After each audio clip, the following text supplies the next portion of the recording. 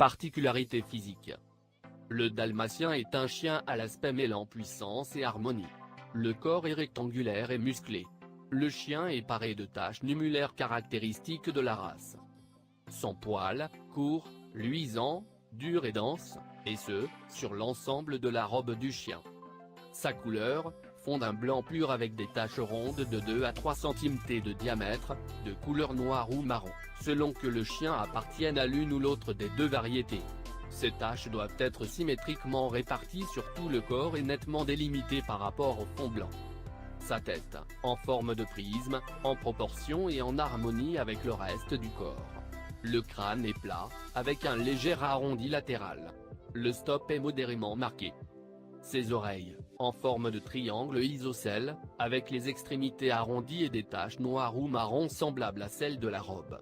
Attaché haut et porté bien contre la tête. Son corps, le garrot est bien dessiné, le dos est puissant et droit, le rein court et musclé, la croupe inclinée à moins de 30 degrés. Sa queue, porte à l'attache, puis s'affine en arrivant vers l'extrémité. Portée en sabre et attachée en continuité avec la croupe. Historique de la race. Comme son nom l'indique, le dalmatien trouve ses origines dans la région historique de Dalmatie, en Croatie. Les premières références à cette race datent du XVIIIe siècle. Le chien a été nommé ainsi par le naturaliste britannique Thomas Pennant dans son ouvrage Synopsis des quadrupèdes en 1771.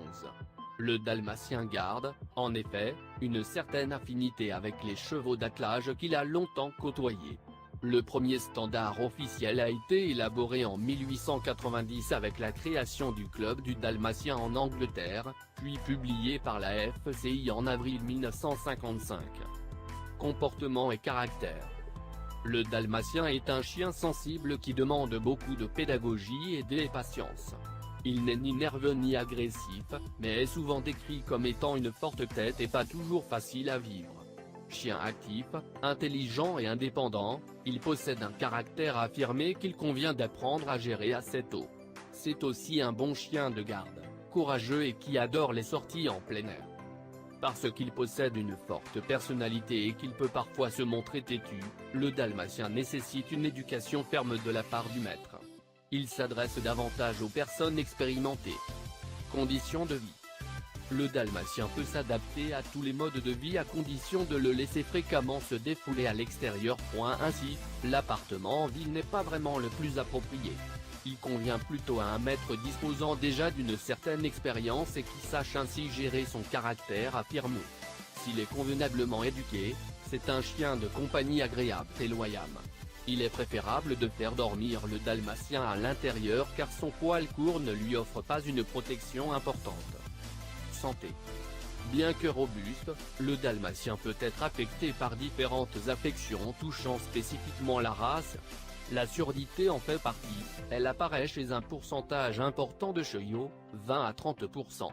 Des tests potentiels évoqués auditifs permettent d'évaluer l'activité électrique des voies nerveuses auditives de l'oreille et du cerveau afin de dépister une éventuelle surdité. Le dalmatien présente également la particularité d'éliminer très peu d'acide urique par rapport aux chiens d'autres races. Ce qui se traduit par un risque plus élevé de formation de calculs urinaires et de l'apparition d'une pathologie rénale. Enfin, le risque de développer un mégasophage, dilatation de l'œsophage, n'est jamais à écarter chez la race.